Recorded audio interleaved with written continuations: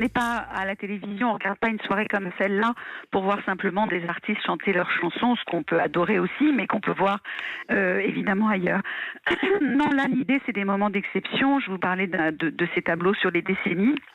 On a un tableau des années 90 qui est vraiment formidable aussi, avec plein de danseurs, avec Chaim, avec différents artistes de ces années-là. On a les années 80. On peut même dire que ça commence dans une boîte de Marseille, allez, hein, on ne dévoilera rien en disant ça.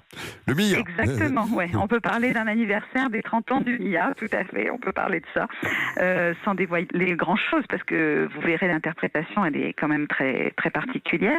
Il y a un très bel hommage à Enrico Macias, qui nous a dit que c'était la première fois qu'on chantait, que d'autres artistes que lui chantaient ses chansons comme ça à la télévision. C'est quand même incroyable, mais apparemment, ça doit être vrai, s'il nous le dit.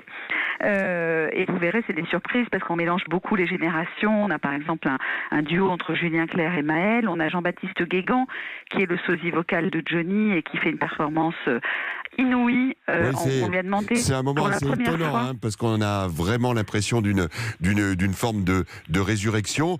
Et puis il y a des moments de surprise, des moments qu'on n'attend pas forcément, comme celui-ci. Miss France, Miss Univers, Miss Suprême. J'avoue que je découvre un peu ce soir. J'ai pas vu le spectacle encore. J'ai peur d'emmener mon mari le voir. Je me dis qu'après, voilà. Bon, bref. Mais c'est vrai que je savais pas que tu chantais aussi bien. C'est impressionnant de le faire en télé. On sait que tu le fais sur scène. Là, en télé, ce soir, c'était un peu... Ouais, c'est assez impressionnant de le faire en télé, en fait, parce que moi, j'ai mes habitudes au Paradis Latin, dans la salle. Et c'est vrai que je me sens chez moi. Et ici, ouais, j'ai l'impression d'être ailleurs. Et c'est vrai que c'est un peu stressant. Voilà, un peu stressant, mais bon. Ouais. Iris Mittenard, qu'on a réussi parce qu'on tourne dans un cirque, justement, le merveilleux cirque de Paname, qui est à la pelouse de Longchamp à Paris jusqu'au 23 février. Essayez d'y aller si vous passez par Paris parce que c'est magnifique. Ils font des numéros et des performances inouïes. Et là, grâce au fait que nous sommes dans un cirque, c'est-à-dire avec 18 mètres de hauteur de plafond, on a pu faire descendre Iris Mittenard du ciel dans son fauteuil rose du Paradis Latin.